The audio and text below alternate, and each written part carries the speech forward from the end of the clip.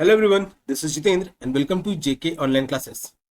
So in this video, we are going to discuss the 12th chapter, that is Earth, Moon and the Sun. It is the last chapter from the class 7 science book. बच्चों video के अंदर जरूर बने रहना, अपने दोस्तों के साथ को जरूर शेयर कर देना, क्योंकि इसमें एनसीईआरटी के हर चैप्टर को जैसे एक्सप्लेन किया गया है, इसको भी वर्ड बाय वर्ड अच्छे तरीके से एक्सप्लेन किया जाएगा। ओके, आगे बढ़ने से पहले जेके ऑनलाइन क्लासेस यूट्यूब पे तो देख ही रहे हो, फेसबुक पे भी है, इंस्टाग्राम प्रोफाइल भी है, व्हाट्सएप चैनल भी है, गूगल बिजनेस प्रोफाइल भी है, कोरा पे भी है। सभी जगह इसे लाइक फॉलो सब्सक्राइब जरूर कर लो, ताकि लेटेस्ट अपडेट से अपडेटेड रहोगे। मैं सब पे कुछ ना कुछ पोस्ट करता रहता हूँ। या फिर बच्चों तुम मुझे ट्विटर पे फॉलो कर सकते हो।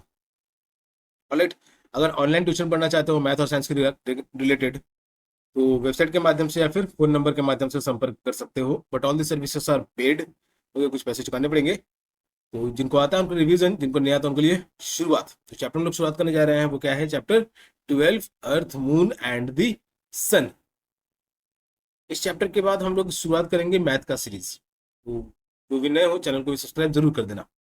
ओके, चैप्टर स्टार्ट होता है कि one morning in Kanyakumari, Tamil Nadu, 12 year old Rashmika was eagerly cycling to school. एक सुबह की बात है, कन्याकुमारी में, तो कन्याकुमारी का है तो तमिलनाडु में, ठीक है। तो 12 साल की रश्मिका जो है वो बहुत उत्सुकता के साथ स्कूल जा रही है। शी वॉज एक्साइटेड, वो बहुत ही एक्साइटेड थी।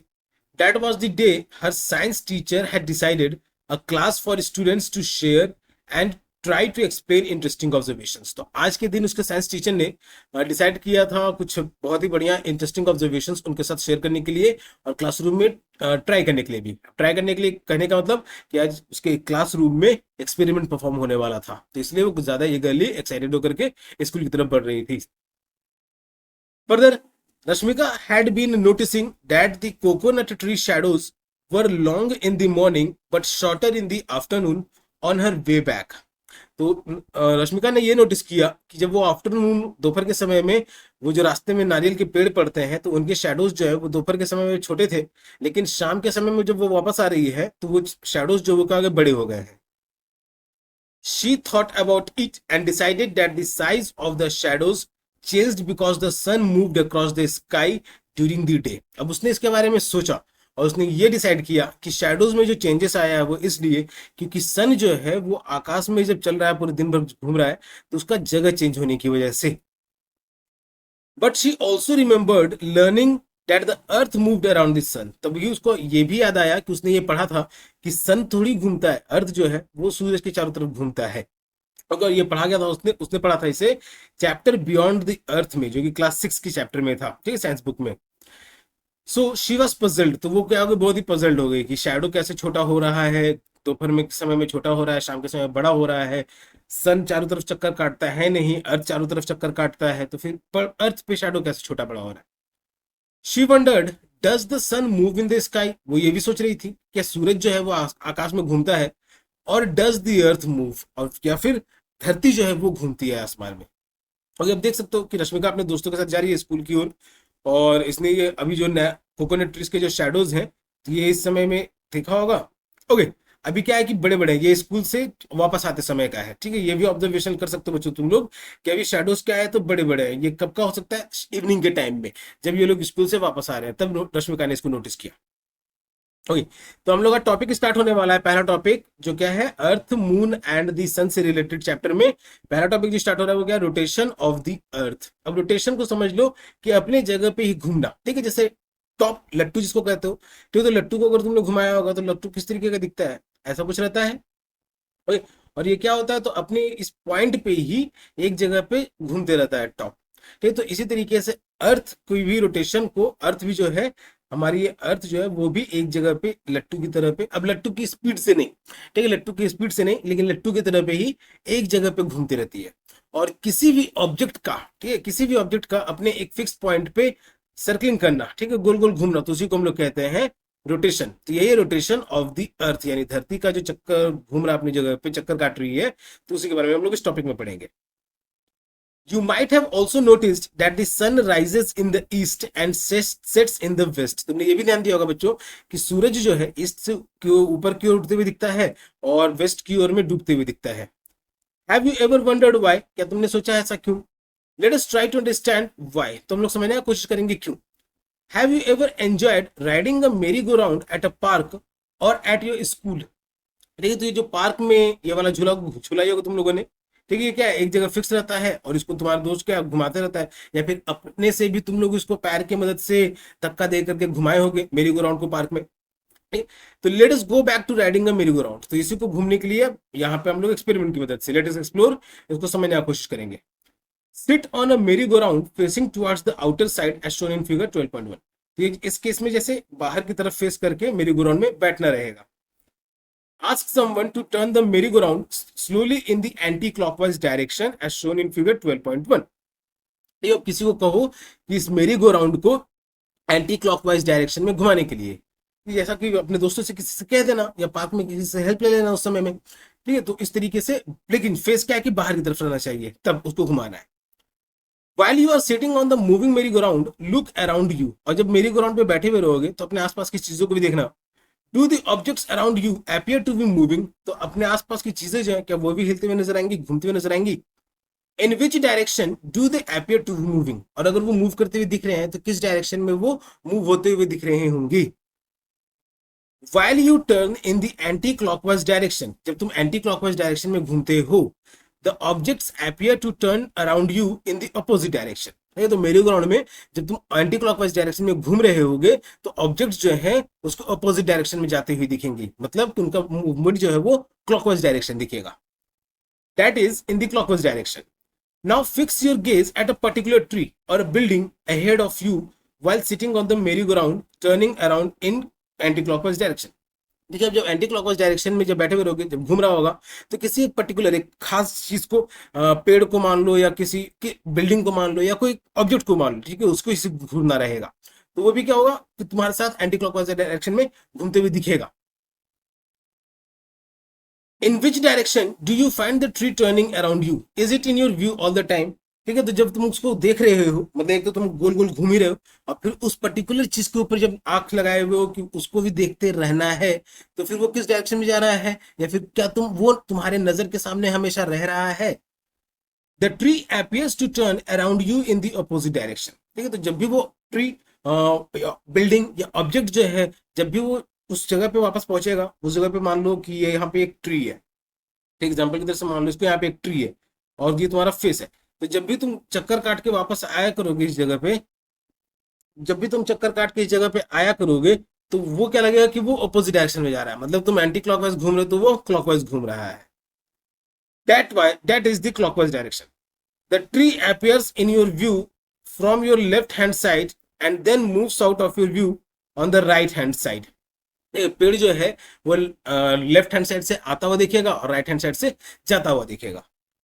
And when you view it from a merry go round turning around in anti clockwise direction, ठीक है, वहीं जब तुम इसको देखोगे मेरी गो राउंड में जो कि एंटी क्लॉकवाइज डायरेक्शन में मूव कर रहा है, तब using the observations made by us while riding a merry go round let us not think. तो अभी हम लोगों ने जो ऑब्जर्वेशन किया, क्या ऑब्जर्व किया हम लोगों ने कि जब हम लोग एंटी क्लॉकवाइज डायरेक्शन में घूम रहे हैं तो ऑब्जेक्ट्स, हमारे आसपास के जो ऑब्जेक्ट्स हैं वो क्लॉकवाइज डायरेक्शन में जाते हुए दिख रहे हैं। ठीक है, तो इसी को यूज करते हुए when we view from the earth the sun appears in the east. तो हम लोग जब अर्थ से देखते हैं तो सन जो है ईस्ट से उगता हुआ अपीयर होता है।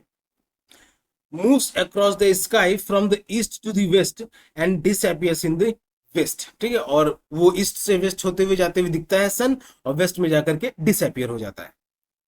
Does it indicate that the sun is moving in the sky? तो इससे क्या ये पता चलता है कि सन जो है वो स्काई में मूव कर रहा है? और might it be that the earth itself is turning around and the sun just appears to move? ठीक है, या फिर ये हो सकता है कि अर्थ जो है वो घूम रहा हो सिर्फ और सन जो है वो घूमता हुआ नजर आ रहा है। The fact is that the sun appears to be moving because we view it from the earth। तो फैक्ट ये है, सच्चाई ये है कि सन जो है वो appear होता है, सिर्फ दिखता है, सिर्फ मूव होते हुए, लेकिन जब हम लोग अर्थ से देखते हैं उसको which is turning around itself, जो कि अर्थ, क्योंकि अर्थ जो है वो चारों तरफ घूम रहा है। In which way is the earth turning around itself? तो अब अर्थ घूम रहा है तो वो किस डायरेक्शन में घूम रहा है? To visualize this, let us recall some of the objects which turn around themselves। ठीक है, तो इसको विजुअलाइज करने के लिए हम लोग कुछ ऑब्जेक्ट्स को यहाँ पे एग्जांपल लेंगे जो कि अपनी जगह पे घूमते हैं। Have you watched the top spinning around its spindle, ठीक है, तो लट्टू, ठीक है, टॉप जिसको घुमाया होगा तुमने कभी, और स्पिनिंग फैन, और पंखा तो ऑब्वियसली सबने ऑब्जर्व किया होगा, और ट्राइड स्पिनिंग अ बॉल, या फिर किसी बॉल को उंगली पे नचाने का कोशिश की हो कभी। इन सिमिलर मैनर, इसी तरीके से द अर्थ ऑल्सो स्पिन्स और रोटेट्स। ओके, जो टर्म था, टॉपिक था हमारे चैप्टर, पहला टॉपिक जो चैप्टर में लोगों ने स्टार्ट किया, रोटेशन, तो वही स्पिन्स और रोटेट्स। तो अर्थ जो है वो भी ऐसे रोटेट करता है on its own axis in space, as shown in figure 12.3।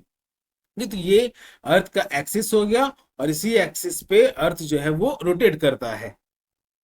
The Earth's axis of rotation passes through its geographic north to the south pole. अब अर्थ का जो एक्सिस का रोटेशन है, जैसे टॉप में स्पिंडल होता है, तो स्पिंडल तो ऊपर से नीचे आते हुए दिखता है, वो अर्थ के कांटेक्ट में भी रहता है, तभी वो मूव कर पाता है, रोटेट कर पाता है।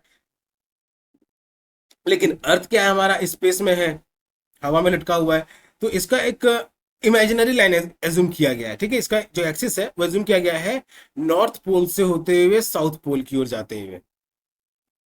The earth completes one rotation in about 24 hours. Earth जो है, धरती जो है हमारी, एक रोटेशन कंप्लीट करती है 24 आवर्स में, ठीक है। जो हम लोग घड़ी में समय देखते हैं 24 घंटे का, तो उस 24 घंटे में क्या होता है कि हमारा अर्थ एक रोटेशन कंप्लीट कर चुका होता है।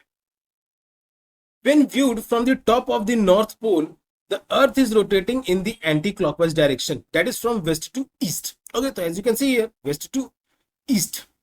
इसीलिए therefore sun appears to be rise from east to west. Okay, तो ये नॉर्थ पोल से देखने से पता चला है, अर्थ के नॉर्थ पोल से टॉप पे से देखने से पता चला है कि अर्थ जो है वो एंटी क्लॉकवाइज डायरेक्शन में घूमती है from west to east. Let us try to understand this with the help of a globe. हम लोग इसको ग्लोब की मदद से समझने की कोशिश करेंगे। You have used a globe in grade 6 to represent the earth and identified north pole, south pole and equator on it. ठीक है, तो ग्लोब को अभी तक तुम लोगों ने देखा है बच्चों, और उसको यूज किए हो नॉर्थ पोल, साउथ पोल और इक्वेटर को आइडेंटिफाई करने के लिए। You also learned that its axis passed through its north pole and south pole in the grade 6। और क्लास 6 की किताब में ये भी पढ़ने को मिला है बियॉन्ड द अर्थ चैप्टर में, ठीक है, exploring society India and beyond में, कि जो एक्सिस है वो नॉर्थ पोल से साउथ पोल की ओर पास होता है। नाउ लेट अस एक्सप्लोर, तो इसको समझते हैं हम लोग ग्लोब की मदद से। Use a globe to represent the earth and place a small sticker और mark your location on it. ठीक है, तो एक ग्लोब को लेना है, वहां पे एक स्मॉल स्टिकर या फिर अपने लोकेशन को मार्क कर देना उस जगह पे। While viewing from above the North Pole, तो जब नॉर्थ पोल के ऊपर से देखोगे, slowly rotate the globe on its axis in anti clockwise direction. तो अर्थ को एंटी क्लॉकवाइज डायरेक्शन में मूव करना उसको, ठीक है। एंटी क्लॉकवाइज डायरेक्शन करने का मतलब कि वेस्ट से ईस्ट की ओर में। Observe how your location turns around and finally comes back to its original position completing one rotation. ठीक है, तो जिस पोजीशन को तुमने मार्क किए हुए रहोगे मार्क ग्लोब पे, जस्ट अ मोमेंट, ठीक है, तो मान लो कि जैसे यहाँ पे इसको मार्क किया गया ग्लोब पे, ठीक है, तो जब इसको टर्न करोगे, इसको घुमाओगे, तो क्या एक चक्कर काटने के बाद वो अपनी जगह पे वापस आ जाएगा। ठीक है, ऑब्वियस बात है कि वो एक चक्कर काटने के बाद अपनी जगह पे वापस आ जाएगा। तो यही तुमको ऑब्जर्व करना है इसमें। राइट, फर्दर अब डीप डाइव डीपर, कुछ इंपॉर्टेंट टर्म्स है यहाँ पे और इंटरेस्टिंग फैक्ट है क्या है। तो rotation is the motion of an object, rotation का डिफिनेशन है ये। ओके, तो रोटेशन क्या है, it is the motion of the object in which all its parts move in circles around an imaginary line that passes through it. जिसमें अर्थ का सारा part जो है वो एक सर्कल चक्कर काटता है एक इमेजिनरी लाइन पे, जो कि अर्थ में से गुजरता है। और ये इमेजिनरी लाइन कहां से कहां गुजर रहा है, तो नॉर्थ पोल से लेकर के साउथ पोल तक में। This line is called the axis of rotation. इस लाइन को ही कहा जाता है axis of rotation.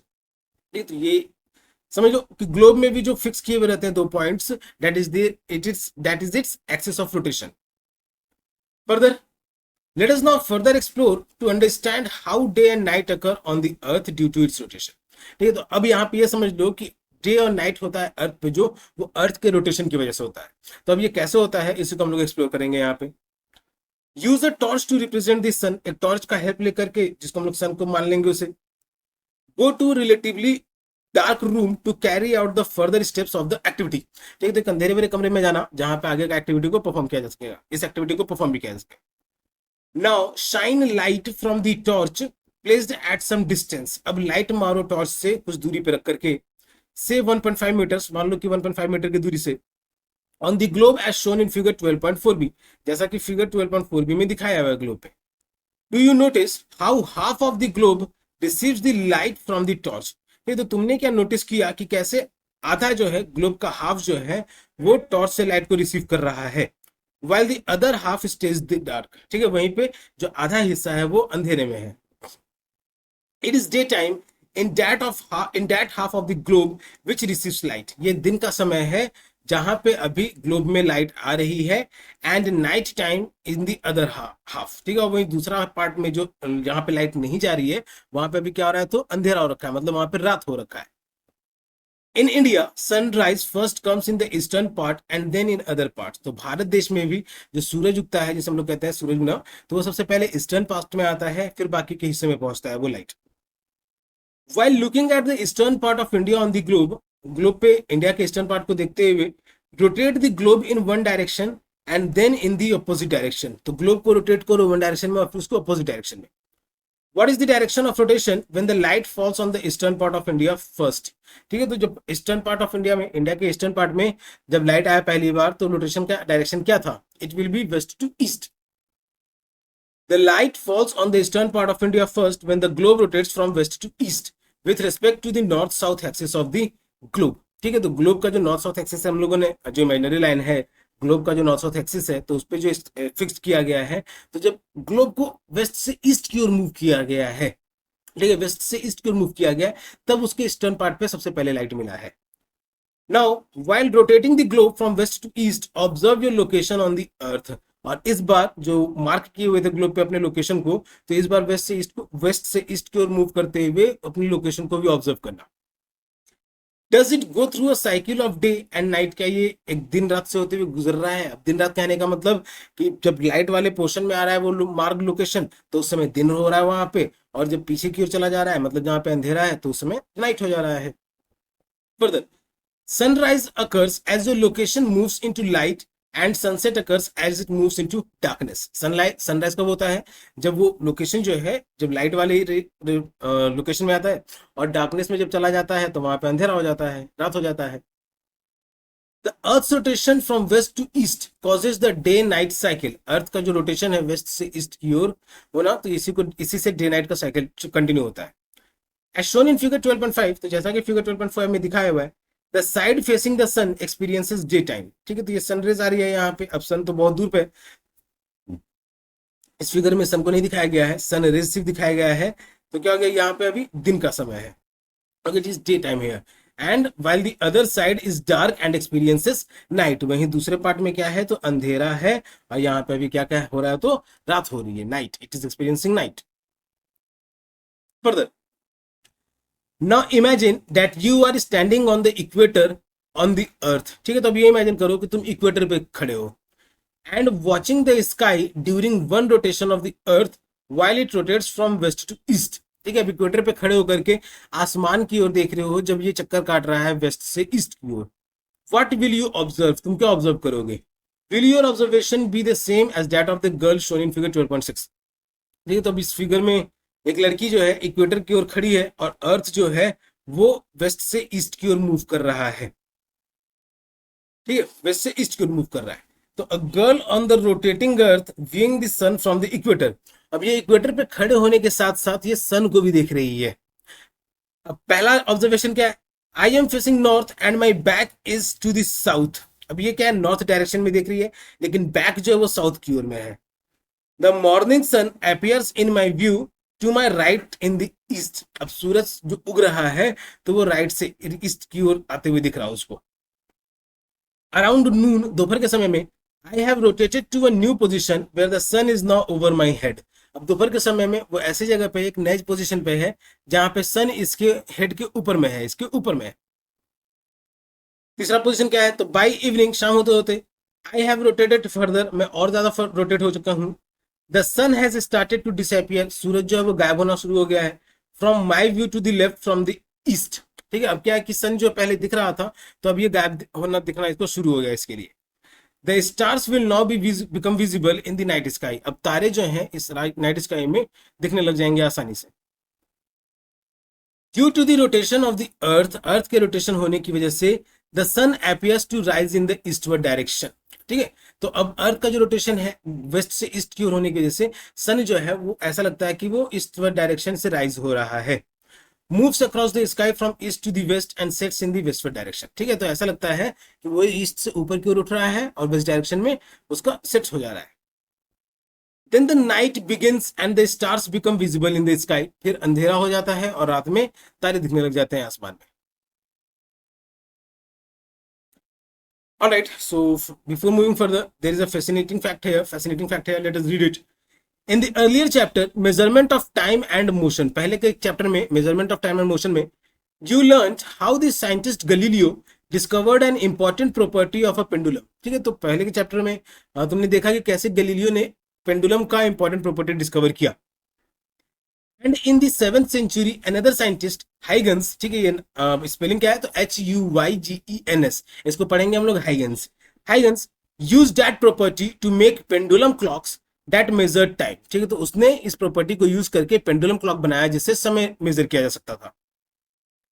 In the middle of 19th century another scientist Leon Foucault, ठीक है, तो दूसरे 19th century के टाइम में दूसरा साइंटिस्ट लियोन फौकॉल्ट ने used a long pendulum to give the first simple demonstration of the earth's rotation। ठीक है, तो एक लंबा सा पेंडुलम उसने बनाया जिससे अर्थ के रोटेशन का सिंपल सा डेमोन्स्ट्रेशन पता चलता था। The pendulum, known as the Foucault pendulum in his honor, consists of a long string with a heavy bob। ठीक है, तो उनके नाम पे इसको नाम रखा गया था फौकॉल्ट पेंडुलम, और इसमें क्या है, एक बहुत ही लंबा सा धागा से एक बहुत ही बड़ा हेवी बॉब से बंधा हुआ है ये, suspended from a high ceiling, जो कि एक बहुत ही बड़े सीलिंग से लटका हुआ है। A Foucault pendulum with a length of 22 meters has been hung from a skylight in the Constitution Hall of the New Parliament building in New Delhi। तो इसी तरीके का एक फोकॉल्ट पेंडुलम अभी जो नया पार्लियामेंट बिल्डिंग बना है अपने भारत देश में न्यू दिल्ली में, तो उसका स्ट्रिंग का लेंथ लगभग 22 मीटर से उसको लटकाया गया है न्यू इस पार्लियामेंट बिल्डिंग में।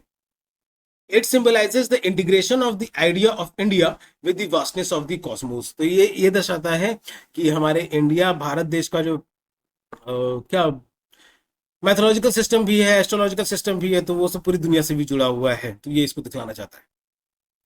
फर्दर अब ये बॉय यहाँ कुछ सोच रहा है, क्या सोच रहा है ये, तो since the earth is rotating shouldn't the stars also appear to move in the sky like the sun.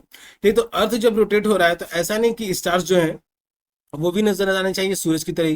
तो yes indeed, let us look at the stars in the night sky to see effects of earth rotation. तो अभी हम लोगों ने क्या देखा कि सन का पोजीशन देखा अलग अलग जगह पे इक्वेटर पे खड़ा होकर के, अब हम लोग मून स्टार्स का पोजीशन देखते हैं। ठीक है, तो let us explore. On an early evening between March and मे, लेकिन शाम के समय में मार्च और मई के समय के बीच में, आइडेंटिफाई द बिग डीपर सप्तऋषि। ठीक है, सप्तऋषि इन सब चीजों के बारे में पढ़ना हो चुका है क्लास 6 में। एंड द पोल स्टार ध्रुव तारा, ठीक है, ध्रुव तारों को भी आइडेंटिफाई करना रहेगा। If visible as you did in the chapter beyond earth in grade 6 science text book curiosity. जैसा क्यूरियोसिटी चैप्टर में क्यूरियोसिटी बुक में बियॉन्ड अर्थ चैप्टर में पढ़ा था, इन सबको देखा था, इनका पैटर्न्स को देखा था, तो इसको स्काई में ऑब्जर्व करना। Note down your location and date of your night sky observations. ठीक है, तो अपने लोकेशन को और फिर तारीख को भी मेंशन कर देना इस ऑब्जर्वेशन डायरी में।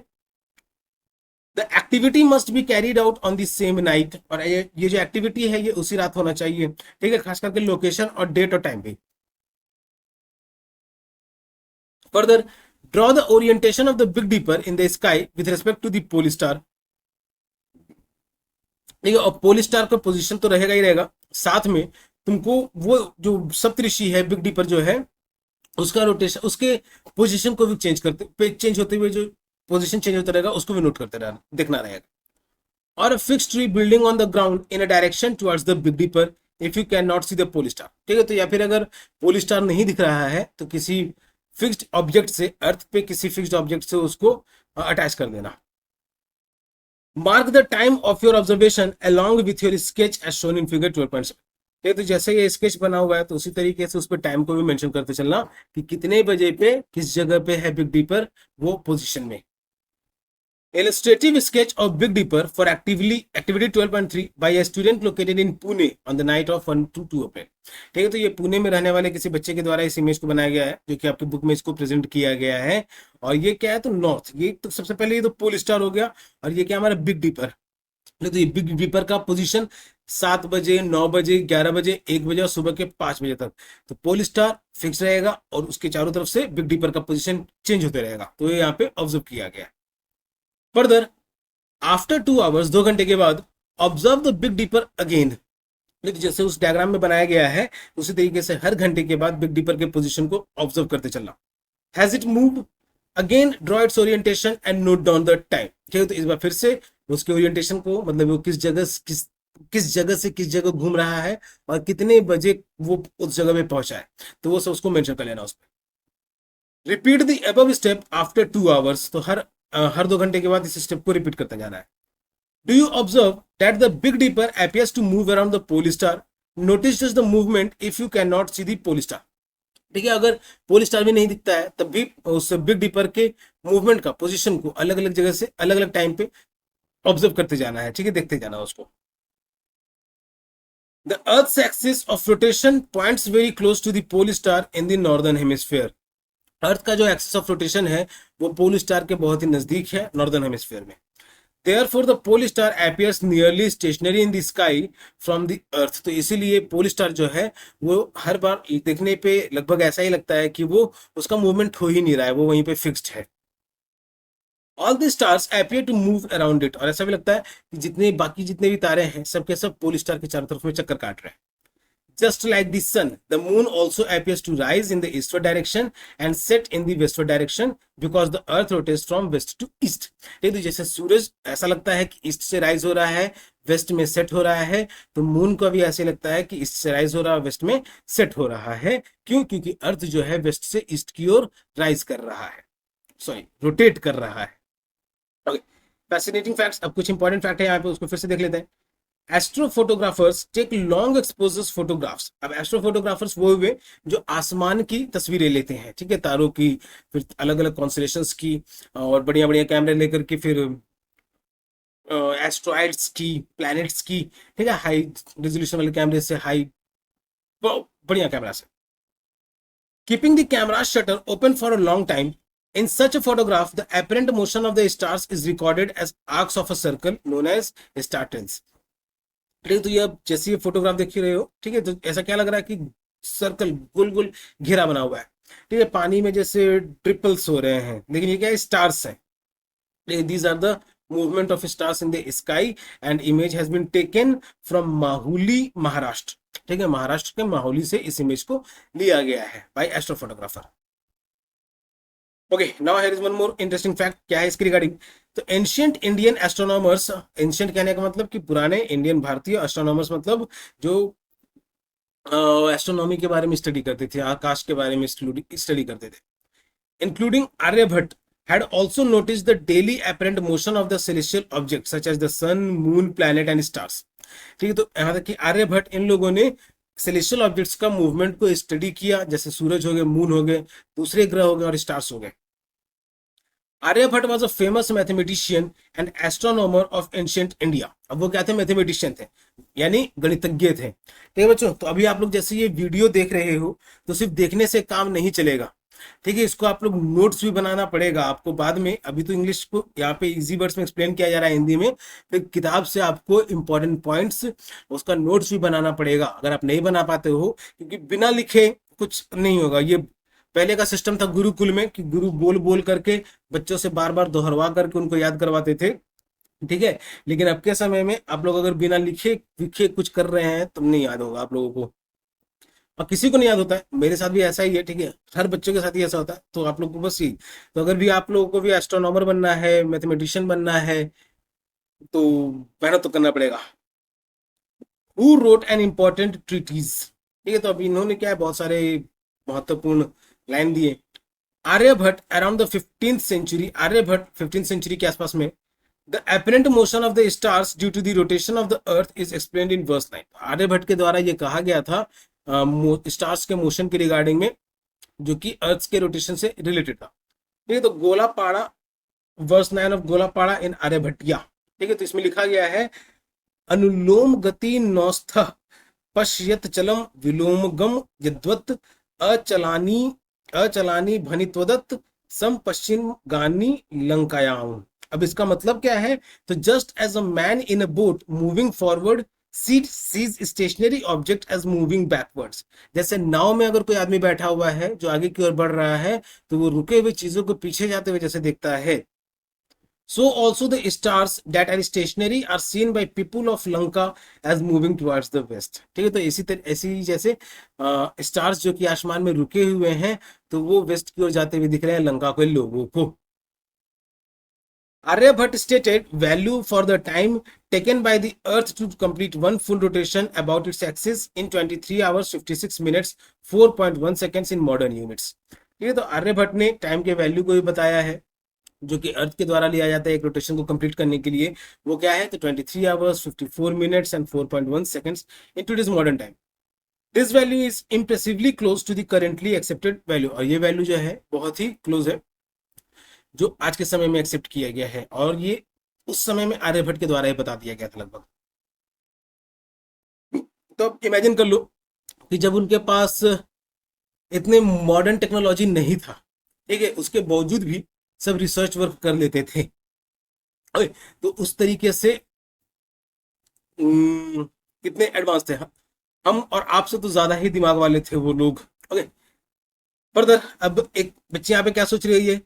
I have seen that the stars and constellations that appear in the east at sunset change during different months। ठीक है, तो I have seen that stars and constellations की तारे जो हैं और constellations जो हैं वो ईस्ट में अपियर होते हैं and sunset change during different months. ये अलग अलग समय में इनका पोजीशन जो है वो चेंज होता रहता है।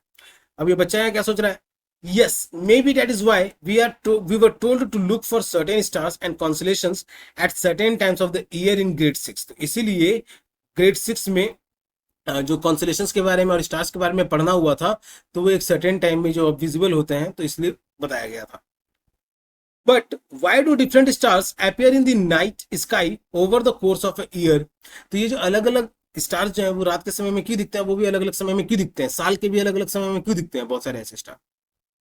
ओके, तो अभी हम लोगों ने जाना रोटेशन के बारे में, जिसकी वजह से डे और नाइट हो रहा है हमारे अर्थ पे, और ऑब्जेक्ट्स अपोजिट डायरेक्शन में जाते हुए विजिबल हो रही हैं।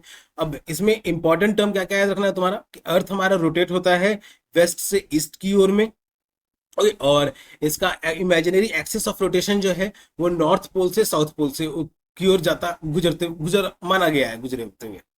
ओके, तो अब यहाँ पे जो सवाल उठा है कि स्टार्स और कॉन्स्टेलेशंस को साल के अलग अलग समय में देखने जो दिखते हैं, तो उन्हें अलग अलग समय में देखने के लिए क्यों कहा गया है, तो उसके बारे में हम लोग जो टॉपिक कंप्लीट करने वाले हैं इसे हम लोग समझेंगे इसमें, that is revolution of the earth. ठीक है, चैप्टर ही क्या है हमारा? अर्थ मून एंड द सन। ठीक है, अर्थ मून एंड द सन। तो अभी हम लोग अर्थ पे ही जुड़े हुए हैं, तो अर्थ का भी हम लोगों ने रोटेशन जाना, अब हम लोग जानेंगे रेवोल्यूशन। ठीक है, तो रेवोल्यूशन ऑफ द अर्थ। तो जैसे रोटेशन के बारे में हम लोगों ने जाना कि अपने एक्सिस पे जो घूमना हो गया उसी को कहते हैं हम लोग रेवोल्यूशन। तो रोटेशन के बारे में ये जान लो कि किसी भी फिक्स्ड ऑब्जेक्ट के चारों ओर घूमना को कहते हैं रेवोल्यूशन। जैसे सन का चारों ओर चक्कर काट रहा है अर्थ, इट मीन्स कि earth is revolving around the sun. While rotating on its own axis, अपने एक्सिस पे रोटेट होते हुए, the earth also revolves around the sun as we learned in grade 6। तो अपने एक्सिस पे घूमते हुए अर्थ जो है वो सन के भी चारों ओर चक्कर काट रहा है, जैसा कि हम लोगों ने ग्रेड 6 में पढ़ा था, क्लास 6 में पढ़ा था। This movement is different from rotation. अब ये मूवमेंट क्या रोटेशन से डिफरेंट है? Why? Rotation the movement is fixed in its axis and rotation revolution it is around an object. Revolution is the motion of the object around another object. ठीक है, revolution क्या है? तो object का motion है दूसरे object के चारों तरफ। Further, the path an object takes while revolving around another object is called its orbit. ठीक है, तो वो रास्ता जो कि किसी भी ऑब्जेक्ट के द्वारा ट्रेवल किया जा रहा है, लिया जा रहा है किसी दूसरे ऑब्जेक्ट के चारों ओर चक्कर काटने के लिए, तो उस पाथ को कहा जाता है orbit. If viewed from the top, figure 12.8, या इसी में, ठीक है, अगर टॉप से देखा जाएगा, the orbit of the earth around the sun is nearly circular। ठीक है, तो अर्थ का जो ऑर्बिट है सन के चारों तरफ वो लगभग सर्कुलर है, गोलाकार में है। In the figure of the solar system given in chapter beyond अर्थ, ठीक है, तो सोलर सिस्टम चैप्टर में बियॉन्ड अर्थ की जो बुक है, क्यूरियोसिटी बुक साइंस का जो है, उसमें the orbit appeared elongated because it was a side view of the orbit, ठीक है, तो टॉप से अगर देखा जाएगा तो वो लगभग सर्कुलर दिखेगा, लेकिन पहले की बुक में जो देखे हो, जैसे यहाँ पे उसको बना के दिखाता हूँ, ये हमारा सन हो गया, ठीक है, तो इस तरीके से दिखा गया है, अर्थ जो चक्कर काट रहा है तो इस तरीके से, तो ऐसा इसलिए क्योंकि ये व्यू जो है साइड व्यू है, ठीक है, साइड व्यू कहने का मतलब कि दूसरे एंगल से देखा गया है, वही अगर टॉप से देखा जाएगा तो ये लगभग सर्कुलर ही रहेगा। The earth completes one revolution around the sun in about 365 days and 6 hours, तो अर्थ जो है एक रेवोल्यूशन यानी एक चक्कर सूरज की चारों ओर चक्कर काट लेता है 365 डेज एंड 6 आवर्स में। Okay, the topic which you are going to read is now changing view of night sky from the earth. अर्थ से अंधेरी भरी रात में जो आसमान होता है तो उसका नजारा जो अलग अलग साल के अलग अलग समय में अलग अलग होता है, तो उसी को हम लोग पढ़ने वाले हैं। ठीक है, तो we are almost at the mid of the chapter. बच्चों, हम लोग चैप्टर के बीच तक पहुंच चुके हैं लगभग। ठीक है, अगर आप वीडियो में यहाँ तक बने हुए हो तो वीडियो को लाइक जरूर करना, अपने दोस्तों के साथ भी इसको जरूर शेयर कर देना, और अंत तक भी जरूर बने रहना, क्योंकि इसमें वर्ड बाय वर्ड एक्सप्लेन किया जा रहा है। ठीक है, सब इसको आपको तो स्कूल में टीचर ने भी एक्सप्लेन कर दिया होगा, लेकिन अगर आप इंटरनेट पे भी सर्च कर रहे हो तो इसीलिए कि कुछ इशू आया है, कुछ समझ में दिक्कत आया है, ठीक है, तभी आप जाकर के इस वीडियो पे भी लैंड किए होंगे। तो that is why, that is what, video के मिड तक पहुंच चुके हैं, और जो टॉपिक हम लोग रीड करने वाले हैं that is changing view of night sky from the earth. ठीक है, तो नाइट स्काई का अलग अलग पोजिशन से अर्थ से कैसा दिखता है वो। Every evening the sun sets in the westward direction and the night sky becomes visible. ठीक है, तो हर शाम में सन जो है वो वेस्ट में सेट हो रहा है और रात का जो आसमान है वो दिखने लग जाता है। We know that this occurs due to the earth's rotation, हम जानते हैं कि ऐसा हो रहा है अर्थ के रोटेशन की वजह से। As the earth also revolves around the sun, earth जो है वो सन के चारों ओर चक्कर काट रहा है कंटिन्यूसली यानी लगातार। The stars seen in the night sky after sunset gradually change over a year as we look in different directions. ठीक है, तो as the earth moves around the stars seen in the night sky, तो आसमान में जो तारे दिख रहे हैं सनसेट होने के बावजूद में बाद में, तो उनका भी पोजीशन चेंज होता रहता है साल के अलग अलग समय में। ठीक है, अब साल के अलग अलग समय में जो दिन का 24 घंटा होता है, a day consist of 24 hours, तो ये 24 आवर्स क्या हो गया, रोटेशन की वजह से। ठीक है, क्या हो गया, तो रोटेशन की वजह से। अब साल के जो 365 डेज हो रहे हैं, अब आवर्स में कंप्लीट फाइंड आउट करना है कितने आवर्स, तो 24 से मल्टीप्लाई कर दो इसको। ठीक है, तो साल के कितने आवर्स कंप्लीट हो रहे हैं, तो ये किसकी वजह से, तो रेवोल्यूशन की वजह से। सो टाइम इज स्पेंडिंग, समय बीतता जा रहा है, ये समय कंटिन्यूसली मूवमेंट में है। अब इस समय के अलग अलग समय में स्टार्स जो है स्काई में प्रेजेंट जो स्टार्स हैं उनका एक पोजीशन क्या रह रहा है, तो वो अलग अलग रह रहा है। Okay, so let us start from here. March, stars that rise at sunset. ठीक है, तो वैसे स्टार्स जो कि सनसेट से ही राइज होना शुरू हो जाते हैं। June, stars that set at sunrise, तो वैसे स्टार्स जो कि सूरज उगने के बाद में, सूरज उगने के समय में वो डूबने लग जाते हैं। सितंबर, फिर different stars rise at sunset in different months. ठीक है, सितंबर से दिसंबर के बीच में अलग अलग स्टार्स जो हैं वो दिखने लग जाते हैं अलग अलग मंथ्स में।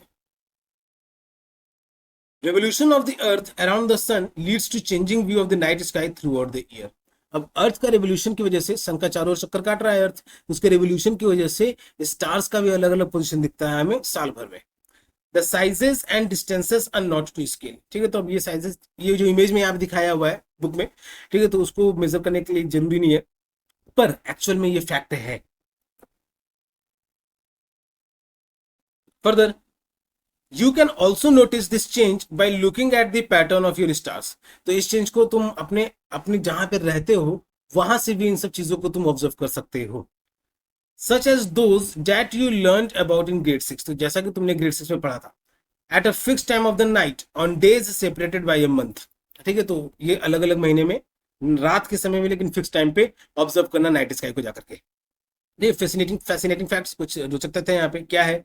The Bhil and Pawara are indigenous communities from the Tapi valley in western India. तो तापी वैली रीजन में भील और पवाड़ा जो वहाँ के इंडिजिनस कम्युनिटी हैं, समुदाय के लोग हैं, who use the appearance of certain patterns of stars in the sky as markers for the arrival of monsoon rain। तो इन लोगों ने ये आसमान को देख करके बरसात बरसात का मौसम का अंदाजा लगाना सीख लिया था।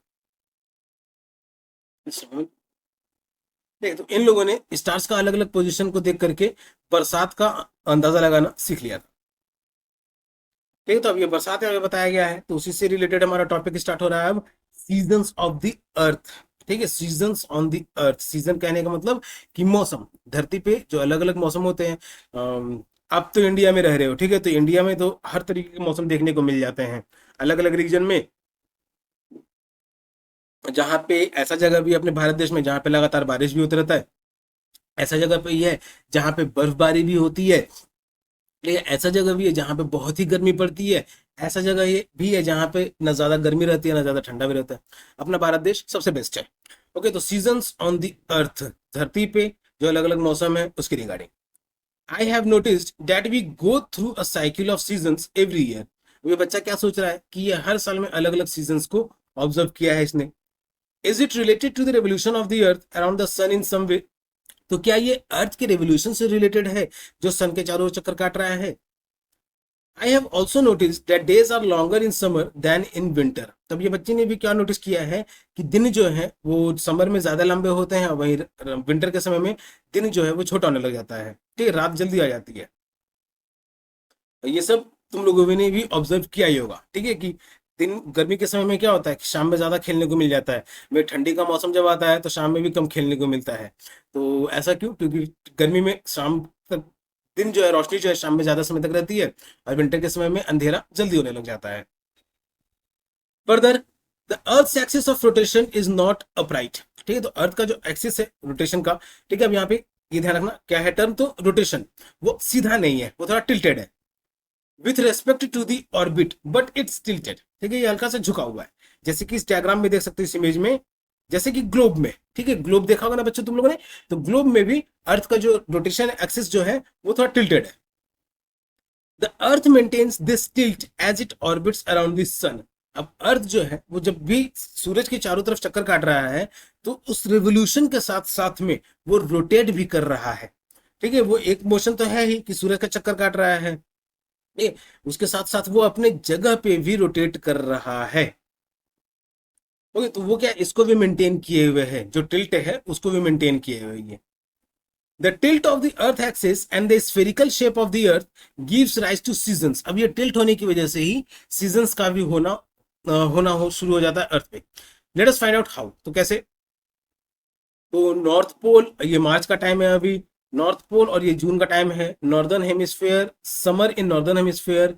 अब ये नॉर्थ टिल्ट होने की वजह से क्या है, तो नॉर्दर्न हेमिस्फेयर अर्थ का जो है जहां से एक्सिस पास कर रहा है वो भी क्या है, समर के रीजन में है। क्यों? क्योंकि वहां पे सनलाइट आ रही है डायरेक्ट। ठीक है, ये सितंबर का मंथ दिखाए हुए हैं। 9 दिसंबर के मंथ में नॉर्थ पोल का है तो डार्क रीजन में है, विंटर इन नॉर्दर्न हेमिस्फेयर। अब इस रीजन में क्या है, तो विंटर है।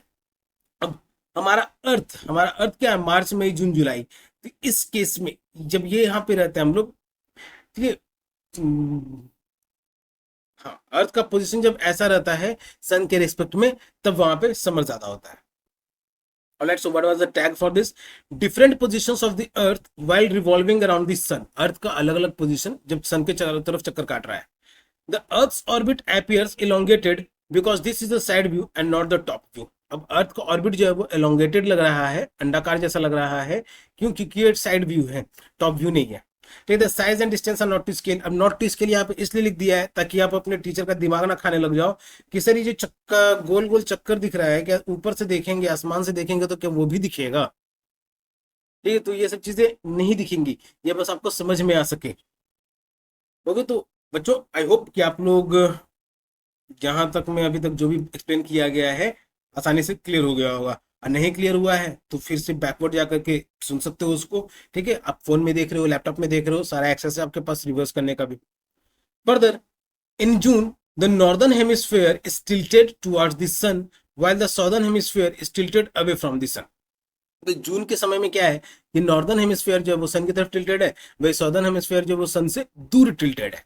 या shown in figure 12.9 as seen in figure 12.10a, a given amount of sun rays are spread in a smaller area in the northern hemisphere। तो अब यहां पे देख सकते हो इस फिगर में, more intense sunlight in the northern hemisphere and less intense sunlight in the southern hemisphere. यही जून का महीना है और सन से जो लाइट आ रही है नॉर्दर्न हेमिस्फीयर में अभी क्या है तो सबसे ज्यादा है। ये तो उसी को यहाँ पे एक्सप्लेन किया गया है। As seen in figure 12.10a, a given amount of sun rays are spread in a smaller area। Sun rays का जो मिल रहा है वो स्मॉलर एरिया पे स्प्रेड है इन द नॉर्दर्न हेमिस्फीयर में as compare to the southern hemisphere के comparison में, due to the spherical shape of the earth surface. अब अर्थ का सरफेस भी जो है वो पूरा स्फेरिकल शेप का है। So that area is heated more, तो इसीलिए उस जगह पे गर्मी बहुत ज्यादा पड़ती है। Further, the northern hemisphere receives sunlight for more than 12 hours in June। तो इस ऐसा होने की वजह से जून के महीने में जो नॉर्दर्न हेमिस्फीयर है उसको वहां पे 12 घंटे से भी ज्यादा लाइट मिलती है लगभग। So the northern hemisphere experiences more intense sunlight. ठीक है, तो वहां पे धूप जो है, सूरज की जो रोशनी है वो भी ज्यादा भयानक हो जाती है, भयावह हो जाती है। Which last for a longer time, जो कि लंबे समय तक रहता भी है, कॉजिंग द समर सीजन, और इस वजह से वहां पे समर सीजन रहता है। इन दिसंबर के महीने में the situation is opposite in the northern hemisphere and it experiences winter season. ठीक है, तो जून के महीने में क्या है कि वो सन के एक्सपोजर में ज्यादा है, और वहीं दिसंबर आते आते सिचुएशन उल्टा हो जाता है और वहां पे ठंडा का मौसम आ जाता है। With sunlight for shorter time. ठीक है, तो सनलाइट तो रहता है लेकिन वो भी कम समय के लिए, जैसे जून में 12 घंटे से भी ज्यादा समय के लिए रह जाता है, तो वहीं पे दिसंबर में बहुत ही कम समय के लिए रहता है। ओके, तो डायग्राम के बस as you can see here, जून के समय में क्या है तो नॉर्दर्न हेमिस्फीयर सन के एक्सपोजर में है और सदर्न हेमिस्फीयर साउथ पोल जो है वो सन से दूर है। वहीं दिसंबर के महीने में क्या है तो नॉर्दर्न हेमिस्फीयर सन से दूर है। ठीक है, यहाँ पे सन है यहाँ पे। ठीक है, तो नॉर्दर्न हेमिस्फीयर कहा जाए तो नॉर्थ पोल जो है सन से दूर है, और साउथ पोल क्या है अब उसका उल्टा हो चुका है। Alright, let us understand it. Same amount of sun rays are spread in a smaller area in this hemisphere, hence are more intense। अब ये सन रेज जो है ये नॉर्थ पोल के साथ साथ यहाँ पे भी आ रहा है, यहाँ पे भी आ रहा है और यहाँ पे भी आ रहा है। नहीं, ये रीजन क्या हो गया हमारा, ट्रॉपिकल रीजन्स हो गए। ये दोनों क्या हो गए तो ट्रॉपिकल रीजन्स हो गए, और इस केस में क्या है ये दोनों भी क्या है तो ट्रॉपिकल रीजन्स है। अब इस जगह पे क्या है कि सन रेज जो है वो ज्यादा से ज्यादा एरिया पे मिल रहा है, तो इसीलिए यहाँ पे ज्यादा से ज्यादा गर्मी भी पड़ जाती है। और ट्रॉपिकल रीजन और इन दोनों के ट्रॉपिकल रीजन के बीच का जो रीजन है वो क्या है, equatorial region. Further, the north pole receive sunlight for all 24 hours in June. जून के समय में क्या है कि नॉर्थ पोल जो है वो 2400 घंटा वहां पर लाइट रहती है, और वही दिसंबर के समय में क्या है कि 2400 घंटा अंधेरे में रहती है। Places in the hemisphere receive sunlight for more than 12 hours during the 24 hour rotation of the earth. और ऐसे भी कई जगह हैं जो कि अर्थ के रोटेशन की वजह से वहां पे 12 घंटे से भी ज्यादा लाइट मिलती है 24 घंटे में से।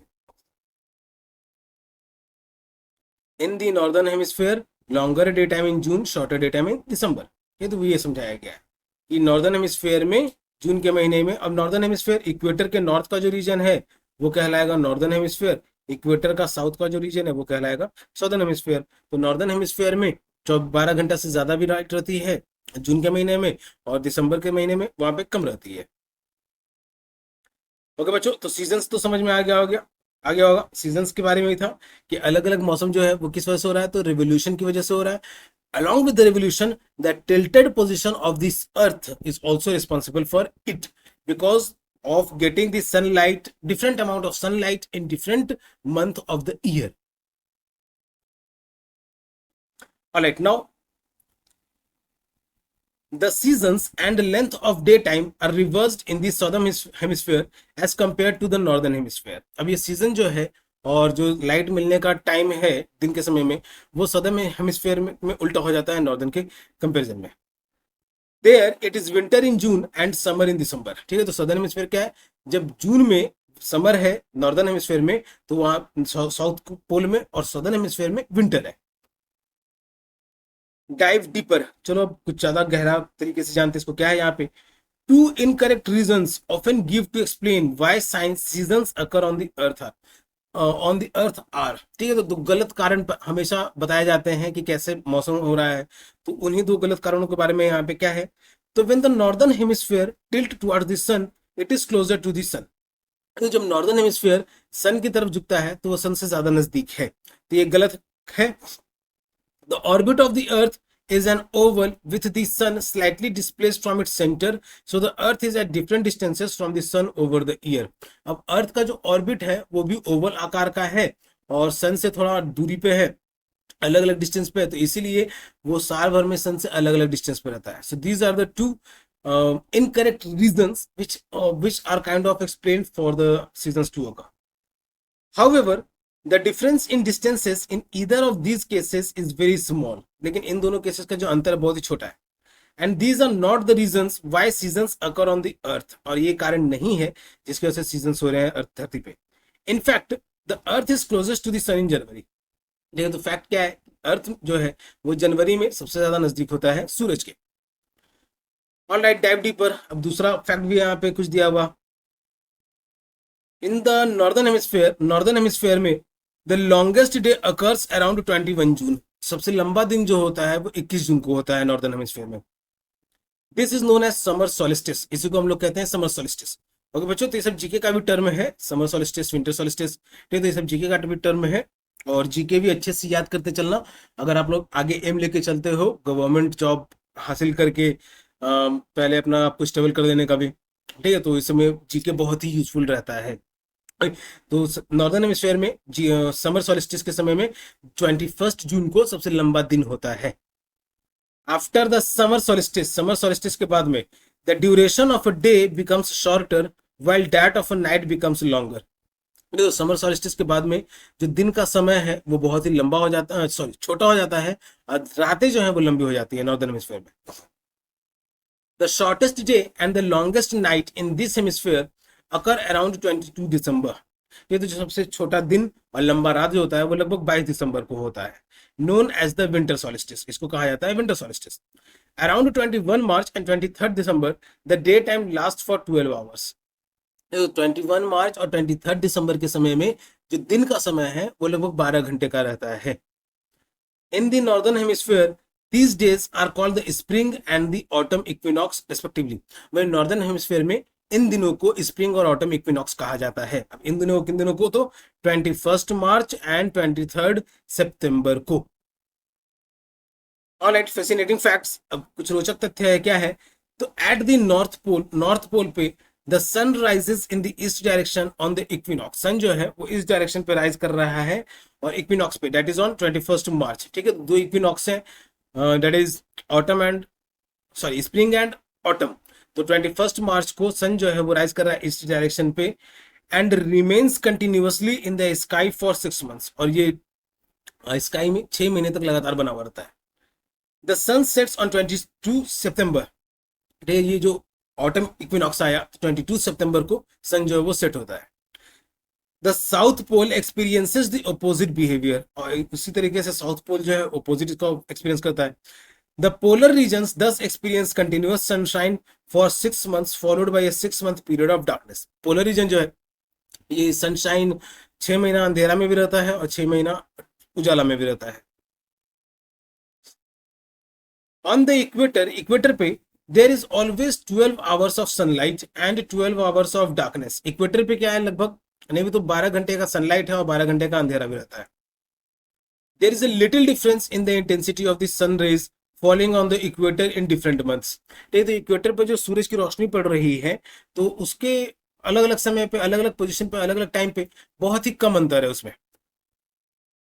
दस for the southern states of India that lie close to the equator. तो इसीलिए इंडिया के सर्दर्न स्टेट्स में जो कि इक्वेटर के सबसे नजदीक है, the effect of seasons is not very prominent. तो मौसम का जो इफेक्ट है वो ज्यादा देखने को नहीं मिलता है, खास करके इक्वेटर वाले के नजदीक वाले जगह पे। Other effect such as local geographical features and proximity to oceans और seas can also influence these broader patterns seen in two hemispheres as we have learned in social science. ये तो दूसरा और भी ज्योग्राफिकल फीचर्स में अर्थ पे जो पहाड़ हो गया, पेड़ पौधे जहाँ ज्यादा पाए जाते हैं या फिर नदियां ज्यादा पाई जाती हैं, तो ये सब भी देखने को मिल जाता है अलग सॉरी। तो अलग अलग जो दो हेमिस्फेयर में हुआ, नॉर्दर्न और सदर्न हेमिस्फेयर, ये तो ये अलग अलग टाइम पे अलग अलग चीज देखने को मिल जाती है, ये सोशल साइंस की बुक में पढ़ने को मिलेगा। ओके, जस्ट अ मोमेंट बच्चों।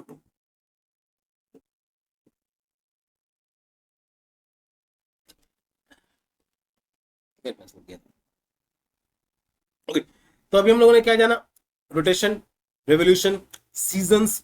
अब हम लोग टॉपिक जो पढ़ने जा रहे हैं इक्लिप्सेस। ओके, तो रोटेशन, रेवोल्यूशन और season, all of these things are related to earth, even eclipses, but it is not alone earth. Eclipses are not being occurred only due to earth, ठीक है, सिर्फ अर्थ की वजह से नहीं हो रहा है ये, बाकी की चीजें भी, जैसे डे एंड नाइट भी, अगर सन नहीं रहे तो लाइट ही नहीं रहे तो डे भी नहीं कहलाए। ओके, तो अब जो टॉपिक हम लोग रीड करने जा रहे हैं वो क्या है, तो इक्लिप्सेस। Day and night cycle seasons the life on the earth, ठीक है, तो डे हो, नाइट हो, सीजन हो, फिर आप अर्थ पे जो लाइफ साइकिल है, so much is dependent upon the sun, सब जो है वो लगभग सन पे डिपेंडेंट है। Could the light from the sun get blocked by the two planets which are revolving between the earth and the sun? तो क्या ये लाइट जो है बाकी के जो दो प्लैनेट्स हैं उनके द्वारा भी ब्लॉक हो सकता है, जो सन और अर्थ के बीच में है, ठीक है, मरकरी वीनस अर्थ मार्स, ठीक है, तो अर्थ से पहले भी तो दो प्लैनेट है सन से नजदीक में, तो क्या उनके द्वारा भी ब्लॉक हो सकता है? The planets Mercury and Venus appear very small compare to the sun. Planets हो गए मरकरी और वीनस जो हो गए वो बहुत ही स्मॉल दिखते हैं सन को देखने से, and never block the entire light from the sun reaching us, ठीक है, तो वो बहुत ही छोटे दिखते हैं, तो और पूरे लाइट को, जो सन से धरती तक लाइट आ रही है, उसको कभी पूरे ब्लॉक नहीं करते हैं वो। However, you may be surprised to know that the moon can do that, लेकिन ये जान करके तुम बहुत ही सरप्राइज रहोगे कि ये चांद के द्वारा किया जा सकता है। ये सन से जो लाइट आ रहा है, ग्रहण लग रहा है जिसको कहते हैं, ठीक है, और फिर गांवों में इसको तुम लोगों ने समझा होगा कि भूत पिशाच टाइप से रिलेटेड जोड़ा जाता है। ये सब चीजें क्या है कि मून जो है वो लाइट को ब्लॉक कर देता है। Do you remember studying in grade 6 that the moon is a natural satellite of the earth? तो तुमको याद तो होगा बच्चों कि मून जो है वो अर्थ का नेचुरल सैटेलाइट है, and it revolves around the earth as the earth revolves around the sun. और मून जो है अर्थ का चारों ओर चक्कर काट रहा है जैसे अर्थ सन का चारों ओर चक्कर काट रहा है। ये तो अभी कैसे हो रहा है, तो हमारा पहला पॉइंट सोलर इक्लिप्स, ठीक है, जिसे हम लोग हिंदी में कहते हैं सूर्य ग्रहण। ओके, हिंदी में जिसे हम लोग सूर्य ग्रहण भी कहते हैं, तो वही solar Eclipse. Late us read it, क्या है ये, क्या कह रहा है? एट सर्टेन टाइम्स, कुछ खास समय में, the moon can come in between the sun and the earth in a way that obstructs the light from the sun from reaching us. ये तो कुछ खास समय में मून जो है वो सन और अर्थ के बीच में आ सकता है, जो कि सन से जो लाइट आ रहा है उसको ब्लॉक कर सकता है, जो कि हम तक पहुंच रहा है। This is known as solar eclipse, और इसी को कहा जाता है सूर्य ग्रहण, solar eclipse. You may wonder how the moon which is smaller than the sun, ठीक है, तो तुम भी सोच करके चौंक जाओगे कि कैसे वो मून जो कि हमसे सन से बहुत ही छोटा है वो रास्ता ब्लॉक कर दे रहा है। Blocks the light coming from the sun that we see in the sky, ठीक है, तो जो कैसे ब्लॉक कर दे सकता है ये, तो इसी को हम लोग समझेंगे। लेट अस एक्सप्लोर, इसको समझने की कोशिश करते हैं। Ask your friend to stand in front of you at a distance of about 5 metres, ठीक है, तो अपने एक दोस्त को बोलो कि तुम्हारे सामने आकर के खड़ा हो जाए लगभग 5 मीटर की दूरी पे। Consider his head to be the sun, अब मान लो कि उसका खोपड़ी जो है, उसका सर जो है, तो उसका मुंडी जो है वो उसका सन की तरह उसको ऑब्जर्व कर लो। Now close one eye and show a thumbs up from with your outstretched hands towards your friend as shown in figure 12.12, ठीक है, तो अपने एक आंख को बंद कर लो और फिर अंगूठा दिखाओ, ठीक है, उसको हाथ फैला करके अपना अंगूठा ऐसे निकालना है, इस तरीके से निकालना है, और उसको अपने दोस्त का सर की तरफ उसको लेके जाना है। अब उससे क्या होगा, तो are you able to cover the entire head of your friend with your thumb, तो अपने दोस्त के पूरे सर को क्या तुम उस अंगूठे की मदद से ढक पाए? You can cover the entire head of your friend with the help of your thumb, ठीक है, तो तुम अपने दोस्त के सर को अपने अंगूठे की मदद से पूरे सर को उसको कवर कर सकते हो। Even though your thumb is much smaller than the actual size of your friend set, यहाँ तक कि तुम्हारा अंगूठा जो है वो बहुत ही छोटा है तुम्हारे दोस्त के सर से भी छोटा, बहुत छोटा होने के बावजूद भी, ठीक है। तो और वहीं तुम अपने पूरे दोस्त को भी कवर कर सकते हो अगर कुछ दूरी पे हो। हाउ कुड इट बी, ऐसा कैसे हो पाया? The size of any object as seen by your eye, ठीक है। तो किसी भी ऑब्जेक्ट का भी साइज जो कि तुम्हारी आंखों से देखा जा रहा है, also known as apparent size, तो उसको हम लोग अपरेंट साइज भी कहते हैं। ये टर्म आया भी यहाँ पे बच्चों, ठीक है। अपरेंट साइज जीके से रिलेटेड हो सकता है, साइंस के क्वेश्चन अगर आते हैं तो। Depend upon both its actual physical size and it's distance from use. अब ये अपरेंट साइज है वो दोनों तरीके से डिपेंड करता है, एक तो वो उसका एक्चुअल फिजिकल साइज कितना है और फिर उसका दूरी कितना है तुमसे, ठीक है। So that is the apparent size. The thumb being much closer to you as compare to your friend, अब थंब क्या है, तुमसे बहुत ज्यादा नजदीक है in comparison to your friend, दोस्त से कंपेयर किया जाएगा तो थंब जो है वो तुमसे बहुत ज्यादा नजदीक है। The apparent sizes of your thumb and your friend's head as seen by you in activity 12.4 are similar। तो जो apparent sizes है तुम्हारे अंगूठा का और तुम्हारे फ्रेंड के सर का, जो कि वो क्या है लगभग सेम रहेगा, तो इसलिए उसका सर जो है पूरी तरीके से ढक जाता है अंगूठे से। Further, the apparent sizes of the moon and the sun in the sky are similar। ये मून का और सन का जो अपरेंट साइज है स्काई में वो सिमिलर है, लगभग सेम है। When viewed from the earth, जब अर्थ से देखा जाएगा। This is so because though the moon is much smaller in physical size than the sun. ये तो अब ये अपरेंट साइज तो समझ गए कि हम अपनी आंखों से जो देखते हैं किसी भी ऑब्जेक्ट को तो वो उसका अपरेंट साइज होता है, और वो अपरेंट साइज डिपेंड करता है उसके फिजिकल साइज पे और हमसे उसकी डिस्टेंस कितना है, ठीक है। तो अपरेंट साइज जो है मून का और सन का इस्तेमाल में वो सिमिलर है लगभग, क्योंकि अब देखोगे दोनों को तो सूरज भी सेम आकार का दिखता है और चांद भी सेम आकार का दिखता है, ठीक है। तो वही अपरेंट साइज जो है वो सिमिलर है। This is so because though the moon is much smaller in physical size than the sun, तो ऐसा इसलिए कि सन मून जो है वो बहुत ही छोटा है सन के कंपेरिजन में, एक्चुअली में छोटा है। The sun is much closer to us compare to the sun, लेकिन मून जो है हमसे बहुत नजदीक है। देखिए जैसे अंगूठा हमने अपने हाथ को आगे की ओर फैलाया था तो अंगूठा हमारे से बहुत नजदीक था, तो उसी तरीके से मून भी जो है हमसे बहुत नजदीक है, यानी अर्थ से बहुत नजदीक है। Therefore, the moon can appear to cover the entire sun as viewed from the earth। तो इसलिए मून जो है ऐसा लगता है कि वो सन को पूरी तरीके से ढक दिया है जब अर्थ से देखा जाता है। ऑलराइट, डाइव डीपर, अब कुछ डीप डाइव करते हैं। क्या है ये? Though the planets Mercury and Venus are much larger than the moon in size, ठीक है। तो मरकरी वीनस जो है वो मून से बहुत बड़े हैं साइज में।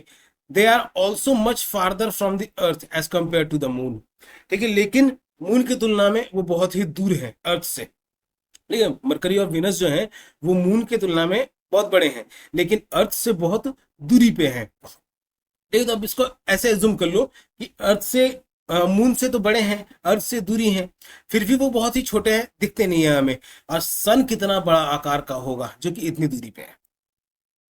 Thus, the apparent sizes are very much smaller than the sun and they cannot block the sun। तो इसीलिए मरकरी और वीनस का जो apparent size है वो सन से बहुत ही ज्यादा छोटा हो जाता है, इसीलिए वो सन का लाइट को ब्लॉक नहीं कर पाता है, ठीक है। तो ब्लॉक नहीं कर पाता है इसका मतलब ये नहीं कि उनका शैडो फॉर्मेशन नहीं हो रहा अर्थ पे, ठीक है। ब्लॉक नहीं कर पा रहा है लेकिन उनका शैडो फॉर्मेशन हो रहा है अर्थ पे।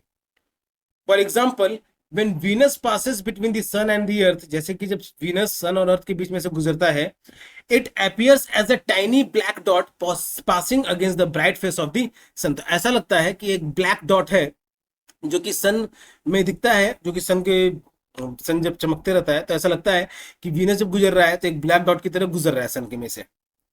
This event known as transit of Venus is the rare event. अब ये क्या है? तो एक इवेंट है जब वीनस गुजरता है सन और अर्थ के बीच में से तो वो उसमें वीनस भी दिखते रहता है, तो एक ब्लैक डॉट की तरह अपेयर होता है सन के सरफेस पे और वो मूवमेंट भी होता है। तो इसी को कहा जा रहा है, इस इवेंट को कहा जा रहा है it is known as transit of Venus, Venus का ट्रांजिट, जो कि एक बहुत ही रेयर इवेंट है। Now figure 12.13 shows the arrangement of the sun, the moon and the earth during a solar eclipse। अब फिगर यहाँ पे दिया हुआ है, ठीक है, 12.13, हम लोग इसको डिस्कस करते हैं अभी। तो ये क्या शो कर रहा है? सन का, मून का और अर्थ का पोजीशन सोलर इक्लिप्स के समय में, ठीक है, सूर्य ग्रहण, जब सूरज का रास्ता, सन का लाइट का जो रास्ता है ब्लॉक किया जाता है मून के द्वारा। The shadow of the moon falls on a small area on the surface of the earth as seen in figure 12.13। अब मून का जो शैडो है वो अर्थ के सरफेस पे आ रहा है छोटे से एरिया में। This area is in total darkness, और वो एरिया क्या है, पूरा डार्कनेस में हो जाता है। And no part of the sun can be seen from there, और सन का कोई भी हिस्सा वहां से नहीं देखा जा सकेगा उस समय में। The observers in this area witnesses a total solar eclipse, और वैसे एरिया के लोग जो है वो टोटल सोलर इक्लिप्स को ऑब्जर्व कर रहे हैं। तो ये वाला जो एरिया है ना, जहाँ पे मून का शैडो आ रहा है, पूरा का पूरा अंधेरा हो गया है, तो आप पूरे सन बिल्कुल भी नहीं दिखेगा। ठीक है, इस तरीके से रहता है, सन बिल्कुल भी नहीं दिखता है। तो ये क्या है, total solar Eclipse, geometry of solar Eclipse. अब सोलर इक्लिप्स होने का कारण क्या है, तो जब डे लाइट के टाइम में अर्थ का वो पोर्शन जो डे लाइट का टाइम में है, ठीक है, तो सन सोलर इक्लिप्स कई बार ऐसे भी होता है कि हम लोग रात में हैं लेकिन दूसरे पार्ट में सोलर इक्लिप्स हो रहा है, सूर्य ग्रहण लगा हुआ है। ओके, तो हमारा एस्ट्रोनॉमी एस्ट्रोलॉजी सब है, इन सब चीजों पे भी डिपेंड करता है। ओके, तो सो हियर इट इज, जहां पे पूरा अंधेरा है वो क्या कहलाएगा, तो टोटल सोलर इक्लिप्स, और जहां पे पार्शियल डार्कनेस है वो क्या कहलाएगा, तो पार्शियल सोलर इक्लिप्स। ठीक है, and it occurs when moon comes in between the sun and earth. जब मून जो है सन और अर्थ के बीच में आ जाता है तब कहलाता है हमारा solar eclipse. Now further, in areas where the moon partially blocks out only some regions of the sun, ये तो वो एरियाज में जहां पे मून जो है पार्शियली ब्लॉक कर पाता है सन के कुछ रीजन्स को, the observe see a partial solar eclipse, तो ऑब्जर्वर्स को पार्शियल सोलर इक्लिप्स दिखता है। So here you can see, very good, बहुत ही अच्छा इमेज दिया हुआ है। It is the image of total solar eclipse, जब सन का लाइट को, सन के पाथ को पूरी तरीके से ब्लॉक किया जाता है मून के द्वारा। Here it is the partial solar eclipse, ठीक है, जब पार्शियल सोलर इक्लिप्स की हल्का फुल्का कवर किया गया है मून के द्वारा। And a diamond ring seen, एक डायमंड रिंग जब मून जो है पूरी तरीके से सन को कवर कर देता है और एक चमकदार रिंग अंगूठी नुमा बन जाता है। ठीक है, तो after a total solar eclipse just when the moon starts to move away. ठीक है, अब डायमंड रिंग क्यों कहा जा रहा है, कि ये वाला पोर्शन देख रहे हो जो चमक रहा है, ये क्या है कि डायमंड की तरह शाइन कर रहा है, तो इसलिए इसको डायमंड रिंग इवेंट कहा जा रहा है। Okay, now the topic is here, during a total solar eclipse, total solar eclipse के समय में for a few minutes it turns dark during the day as no sunlight reaches the earth. ठीक है, तो टोटल सोलर इक्लिप्स के समय में कुछ मिनट के लिए पूरा का पूरा अंधेरा हो जाता है। ठीक है, पूरा का पूरा अंधेरा। अगर तुम लोगों ने बच्चों टोटल सोलर इक्लिप्स को ऑब्जर्व किया है, ठीक है, तो वीडियो को लाइक जरूर कर देना, मुझे पता चलेगा कि हाँ तुम लोगों ने इसको फील किया है, ऑब्जर्व किया है। मैंने तो किया है, और उस समय में सही में पूरा अंधेरा हो जाता है, जैसे रात का अंधेरा होता है ना, तो उस तरीके का अंधेरा हो जाता है। अगर टॉर्च वॉर्च या फिर लाइट, सोर्स ऑफ लाइट नहीं रहे कहीं पे, तो फिर अंधेरा ही रहेगा। Due to the earth rotation and the motion of the moon in its orbit, अब अर्थ का रोटेशन की वजह से और मून का भी मून का भी मोशन की वजह से उनके ऑर्बिट में, the moons shadow moves across the surface of the earth, तो मून का भी जो शैडो है वो अर्थ के सरफेस में मूव करते रहता है। Thus the total solar eclipse is visible only for a few minutes, तो इसलिए टोटल सोलर इक्लिप्स जो है वो सिर्फ कुछ मिनट तक के लिए ही दिखता है। As the moon begins to move away from the front of the sun, जैसे कि मून जो है सन से दूर जाने लगता है, we see a partial solar eclipse, तो हमें पार्शियल सोलर इक्लिप्स दिखता है, and day light begins to return, और फिर दिन का रोशनी जो है वो वापस आने लग जाता है। Now safe viewing of a solar eclipse, अब ये भी ध्यान रखना है कि सोलर इक्लिप्स को डायरेक्टली खुली आंखों से नहीं देखना रहता है। ठीक है, डायरेक्टली खुली आंखों से उसको बिल्कुल भी नहीं देखना रहता है, ये ध्यान रखना है। ठीक है, अभी सोलर इक्लिप्स के बारे में पढ़ रहे हैं, मैंने स्टार्टिंग में आपको बताया नहीं, लेकिन अभी चैप्टर कंटिन्यू चल रहा है, टॉपिक भी कंटिन्यू चल रहा है। ठीक, तो ये इंपॉर्टेंट है, बहुत ही इंपॉर्टेंट है, डायरेक्टली खुली आंखों से उसको नहीं देखना है। तो इसी को चैप्टर में इंक्लूड किया गया, that is safe viewing of the solar Eclipse, की सोलर इक्लिप्स को जो देखना है वो सुरक्षित तरीके से। अब क्या इसके regarding the question, during the solar eclipse के समय में one might be tempted to look at the sun. ठीक है, तो उत्सुकता तो अपने आप आ जाती है कि सूरज को देखना रहेगा, कैसा नहीं रहेगा, thinking that it wouldn't be strong enough to cause harm to our eyes. ठीक है, तो ये सोच लेना कि वो हमारे आंखों को नुकसान नहीं पहुंचाएगा, ये बहुत ही गलत बात रहेगा ये। ठीक है, however even during the eclipse the sun is intense enough to damage the eyes and causes blindness. ठीक है, तो भले ही इक्लिप्स लगा हुआ है लेकिन सन की रोशनी आ रही है। ठीक है, बस वो पर्टिकुलर रीजन का शैडो आ रहा है मून का हमारे अर्थ पे, ऐसा नहीं कि सन का राइट नहीं आ रहा है, सन बहुत ही इंटेंस है उस समय भी, और इतना इंटेंस रहता है कि वो हमें ब्लाइंड कर सकता है। Thus, directly viewing solar Eclipse must be strictly avoided, तो इसलिए डायरेक्टली सोलर इक्लिप्स को देखना वो अवॉइडेड होना चाहिए, उसे अवॉइड करना चाहिए। Also do not view it through sunglasses, binoculars और टेलीस्कोप्स, और साथ में उसको सनग्लासेस, बाइनोकुलर्स और टेलीस्कोप की मदद से भी नहीं देखो। A public solar eclipse being organised in Ooty Tamil Nadu, ठीक है, तो पब्लिक के लिए सोलर इक्लिप्स कैसे का नजारा देखने के लिए ऊटी में ऑर्गेनाइज किया गया। Ball with mirror screen with the sun's image, ठीक है, तो इस बॉल में क्या एक मिरर है और इसका इमेज जो है वो यहाँ पे बन रहा है। Usually, astronomy organizations such as planetaria and astronomy clubs hold eclipse viewing events during a solar eclipse, ठीक है, तो प्लानिटोरियम है, अगर आपकी सिटी में प्लानिटोरियम है तो अच्छी बात है, उस जगह पे वैसे वैसे ऑर्गेनाइजेशंस जो हैं, ठीक है, वो सब, या फिर एस्ट्रोनॉमी क्लब है अगर, तो वो लोग क्या है कि सोलर इक्लिप्स को देखने के लिए इवेंट को ऑर्गेनाइज करते हैं। Participating in such events is the best way to observe a solar eclipse, since the organizers not only provide specialized eye protection for solar viewing but also offer scientific explanations। ठीक है, अब scientific explanation क्या, ये आप लोग अभी 7th class में ही पढ़ रहे हो, तो समझ लो कि उसी को और बढ़िया तरीके से वहां पे समझाया, या हो सकता है कि कुछ और नया चीज भी बता दिया जाए। अब सोलर इक्लिप्स के पीछे का कारण क्या है, तो it is caused due to the blockage of light by moon when it comes in between the sun and the earth. तो ऐसे इवेंट्स में अगर तुम पार्टिसिपेट करते हो तो वो तो तुम्हें ऐसे सन ग्लासेस भी देंगे, ऐसे ग्लासेस भी देंगे, फिर ऐसे मटेरियल्स भी देंगे जिसकी वजह से तुम सोलर इक्लिप्स को देख पाओगे, और एक्सप्लेनेशंस भी देंगे बढ़िया से। और एक फिर से इस चैप्टर में कुछ ज्यादा ही टाइप डिफर लग रहा है मुझे, कोई भी है, आप लोग को पढ़ना तो है ही ना, ठीक है, तो dive deeper, let us read it, क्या कह रहा है ये। This activity similar to activity 11.5, ये जो एक्टिविटी है जो कि एक्टिविटी 11.5 की तरह था, कौन सा is to be set up by your teacher. Okay, यहीं पे इस डाइव डीपर में एक एक्टिविटी है, क्या इसमें, तो a mirror can be use to project an image of the sun on to a wall, तो एक मिरर को इस्तेमाल किया जा सकता है इमेज बनाने के लिए सन का वॉल पे। However holding it at the correct angle through out a solar Eclipse can be difficult, तो इसीलिए उसको पकड़े रहना पूरे सोलर इक्लिप्स के टाइम पे वो थोड़ा मुश्किल हो सकता है। क्यों, क्योंकि सन का अर्थ रोटेट हो रहा है, सन का ये पोजिशन चेंज होगा, ठीक है, मून भी रिवॉल्व हो रहा है तो उसका ये पोजीशन चेंज होगा, इसीलिए मिरर को भी सही पोजीशन पे, सही एंगल पे पकड़ के रखना रहेगा, जो कि थोड़ा डिफिकल्ट हो सकता है। To solve this make a movable stand for the mirror, तो इसीलिए एक मूवेबल स्टैंड बना लेना मिरर के लिए। Use a hollow ball with a small hole, एक हॉलो बॉल बनाओ स्मॉल होल के साथ में। Half fill it with sand, उसको आधा बालू से भर दो। टू कीप इट स्टेबल, ऐसा इसलिए ताकि वो स्टेबल रहे, ऐसा नहीं कि हवा चले तो वो उड़ के चला जाए दूसरी जगह पे।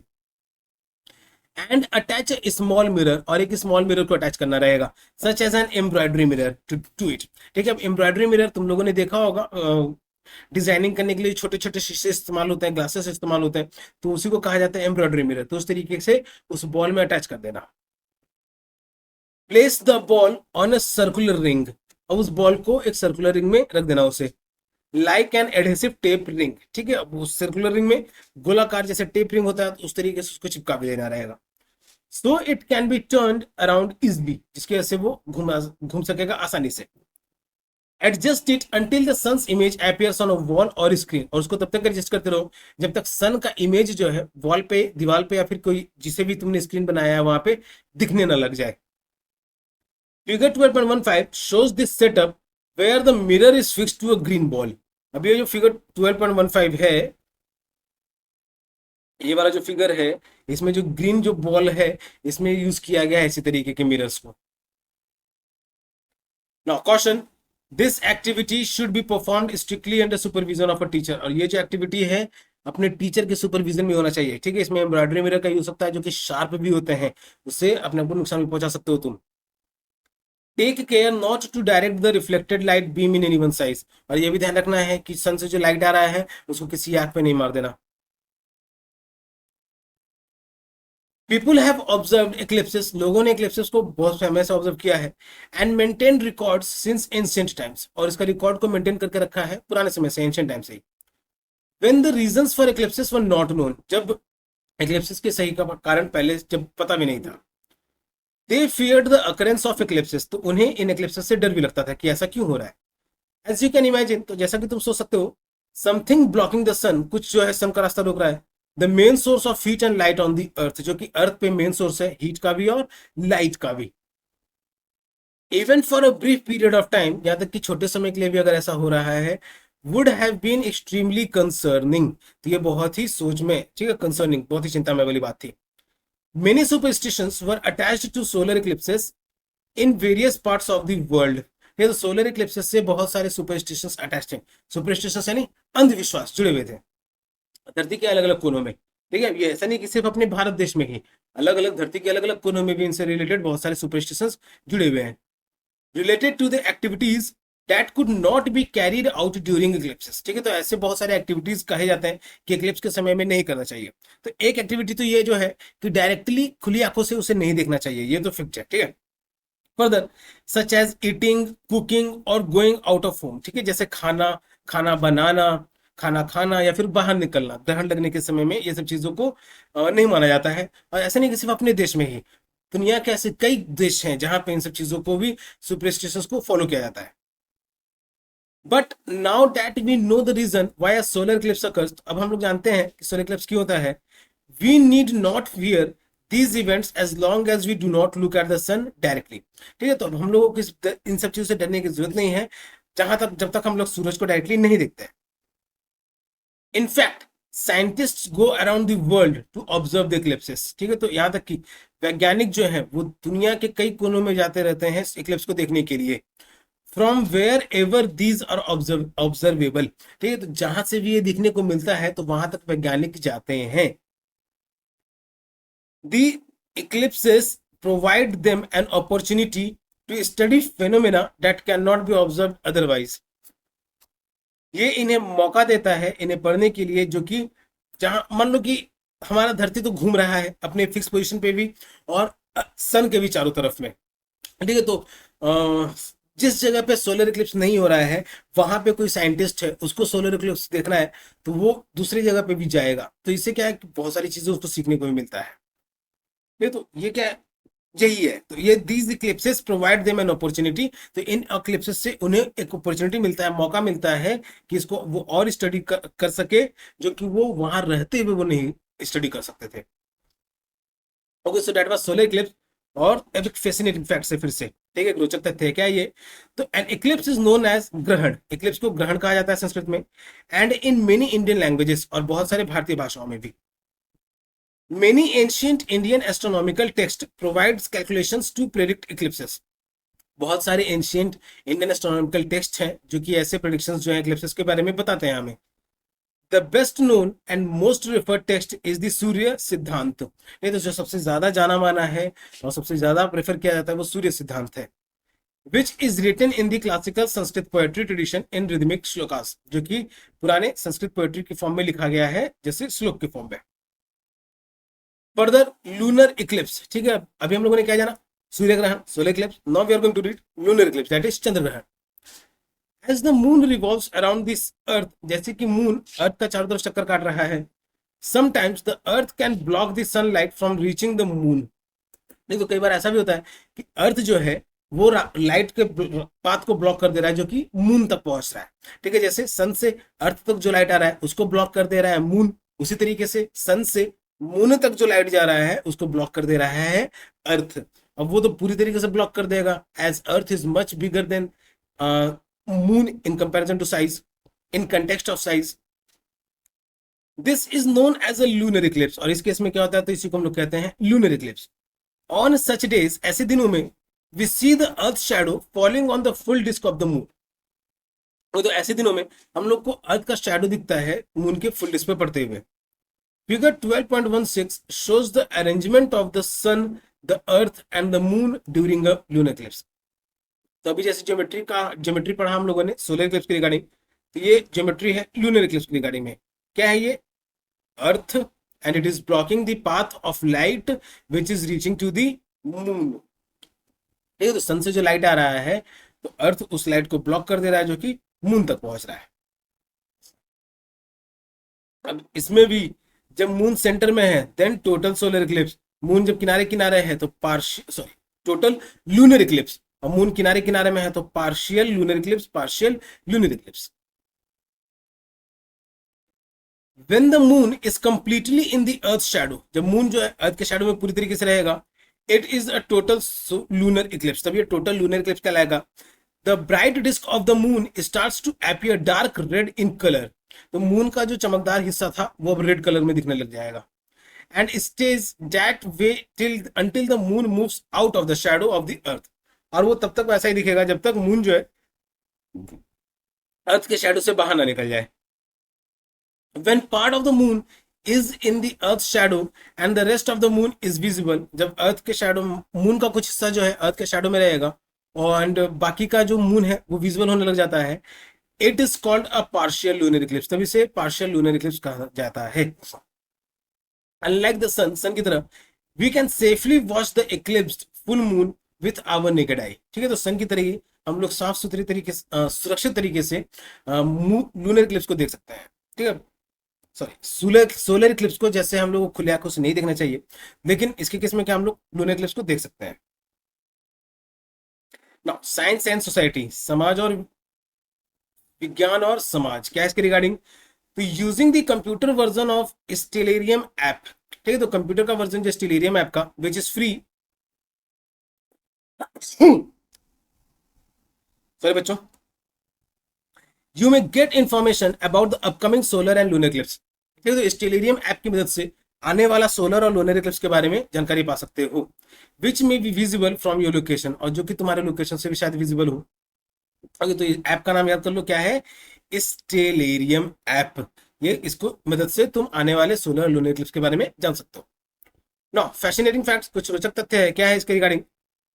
The Kodaikanal solar observatory is located in the beautiful Palani range of hills in southern India, ठीक है, तो एक सोलर ऑब्जर्वेटरी है दैट इज कोडाई कनाल, ये कहाँ लोकेटेड है? तो पिलानी रेंज में, सदर्न इंडिया के पिलानी रेंज में। इट वॉज स्टैब्लिश्ड इन 1899, इसकी स्थापना की गई 1899 में, and has provided data about the sun for over 100 years, और ये 1899 में स्टैब्लिश होने के बाद 100 साल से ज्यादा समय तक इसने डाटा प्रोवाइड किया है। It is operated by the Indian institute of astrophysics IIA Bengaluru, और इससे ऑपरेट किया जाता है IIA that is Indian institute of astrophysics Bengaluru के द्वारा। ऑलराइट, तो अब नो अ साइंटिस्ट, ये हमारा लास्ट टॉपिक है, इसमें हम लोगों ने जान लिया सोलर इक्लिप्स और लूनर इक्लिप्स के बारे में। अब एक वैज्ञानिक के बारे में है, क्या कहा जा रहा है इनके बारे में? M K Vainu Bappu is known as the father of modern Indian astronomy, तो इन्हें मॉडर्न इंडियन एस्ट्रोनॉमी का फादर भी कहा जाता है। He led efforts in setting up many instruments and telescopes in India, इन्होंने बहुत सारे ऐसे कोशिश किए कि बहुत सारे इंस्ट्रूमेंट्स को सेटअप किया सके और टेलीस्कोप्स को इंडिया में सेटअप किया सके। Such as the telescopes at Manora peak near Nainital, जैसे कि एक मनोरा पीक में टेलीस्कोप है नैनीताल में, उत्तराखंड में, एंड कवलूर तमिलनाडु, और फिर दूसरा कवलूर तमिलनाडु में। The observatory at Kavalur has been named after him, ठीक है, तो कवलूर में जो ऑब्जर्वेटरी है वो इनके ऊपर है, M K Vainu Bappu. He mainly studied stars and even discovered a comet. इन्होंने मेनली जो है स्टार्स के बारे में स्टडी की और कॉमेट को भी डिस्कवर किया। He also traveled to different parts of the world to study solar eclipses, और इन्होंने दुनिया के बहुत सारे हिस्सों में भी गए सोलर इक्लिप्स को स्टडी करने के लिए। वो तो जिनका साइंटिस्ट थे, इन्हें father of the modern Indian astronomy का फादर भी कहा जाता है। क्या नाम इनका? तो M K Vainu Bappu. Alright, so that was the end of the chapter. Now in a nutshell, let us discuss कि हम लोगों ने इस चैप्टर में क्या क्या पढ़ा। The Earth rotates on its own axis in about 24 hours. अर्थ जो है वो अपने एक्सिस पे घूमती है लगभग 24 घंटे में। The Earth's rotation from west to east causes day and night, as well as the apparent motion of the sun, the moon and the stars. अर्थ का रोटेशन वेस्ट से ईस्ट की ओर से वेस्ट से ईस्ट की ओर होने की वजह से डे और नाइट होता है, और सन का apparent मोशन दिखता है हमें, अपने मोशन पता चलता है सन का, मून का और स्टार्स का। The earth revolves around the sun, earth जो है वो सन के भी चारों तरफ चक्कर काट रहा है, and takes nearly 1 year to complete a revolution, और लगभग 1 साल का समय लेता है एक रेवोल्यूशन कंप्लीट करने के लिए। Further, the earth's axis of rotation is not upright, earth का जो एक्सिस ऑफ रोटेशन है वो सीधा नहीं है, ठीक है, ये ध्यान रखना है। अर्थ का एक्सिस ऑफ रोटेशन जो वो सीधा नहीं है, वो टिल्टेड है with respect to the orbit, but it's tilted. Seasons occur because of the tilt of the earth axis of rotation, seasons यानी मौसम जो है वो भी बदल रहे हैं, तो ऐसा क्यों? क्योंकि टिल्ट होने की वजह से अर्थ का एक्सिस ऑफ रोटेशन है। एंड इट्स स्फेरिकल शेप, और उसके स्फेरिकल शेप की होने की वजह से। A solar eclipse occurs when the moon is in the path of the sun. एक सोलर इक्लिप्स तब होता है जब मून जो है सन के बीच में आ जाता है, सन और अर्थ के बीच में आ जाता है, जब मून जब सन और अर्थ के बीच में आ जाता है। And sunlight is block from reaching the earth, और सनलाइट ब्लॉक हो जाता है जो कि अर्थ तक पहुंच रही होती है उस समय। A lunar eclipse occurs when the earth comes in between the sun and the moon. Lunar eclipse तब होता है जब अर्थ जो है वो सन और मून के बीच में आ जाता है, blocking sunlight from reaching the moon, जिससे सनलाइट जो है मून तक नहीं पहुंच पाता है। तो इन सब चीजों के बारे में हम लोगों ने पढ़ा है इस चैप्टर में। ऑलराइट बच्चों, so this is the end of the chapter and I hope कि आपको ये चैप्टर समझ भी आया होगा। क्वेश्चन आंसर को हम लोग क्वेश्चन आंसर के वीडियो में डिस्कस करेंगे। एंड वीडियो में अगर यहाँ तक बने हुए हो तो वीडियो को लाइक जरूर कर देना, अपने दोस्तों के साथ भी इसको जरूर शेयर कर देना। ठीक है, वर्ड बाय वर्ड यहाँ पे एक्सप्लेन करने का कोशिश किया गया है। फिर भी अगर किसी तरह का कोई सवाल उठता है तो आप वेबसाइट पे जा करके सवाल पूछ सकते हो, वहां के कमेंट सेक्शन में आप अपने सवाल को पुट अप कर सकते हो। जो चैप्टर हम लोगों ने पढ़ा वो था chapter 12 and it was the last chapter from the class 7 science book. The name of the chapter was earth, moon and the sun. Earth, moon and the sun. Okay, तो जाते जाते जेके ऑनलाइन क्लासेस यूट्यूब पे भी है, Facebook पे भी है, Instagram profile भी है, व्हाट्सएप चैनल भी है, गूगल बिजनेस प्रोफाइल भी है, क्वोरा पे भी है। सभी जगह लाइक, फॉलो, सब्सक्राइब जरूर करो ताकि लेटेस्ट अपडेट से अपडेटेड हो। मैं सब पे कुछ ना कुछ कभी ना कभी पोस्ट कर ही देता हूँ, या फिर बच्चों तुम मुझे भी ट्विटर पे फॉलो कर सकते हो। ओके, और अगर ऑनलाइन ट्यूशन पढ़ना चाहते हो तो जेके ऑनलाइन क्लासेस से वेबसाइट के माध्यम से या फिर फोन नंबर के माध्यम से संपर्क कर सकते हो। But all the services are paid. Okay, ये पेड सर्विसेज है। अपार्ट फ्रॉम इट, जिनको आता है उनके रिवीजन और जिनको नहीं आता उनके लिए शुरुआत। तब तक के लिए keep subscribing, keep supporting, keep loving and keep learning. Thank you.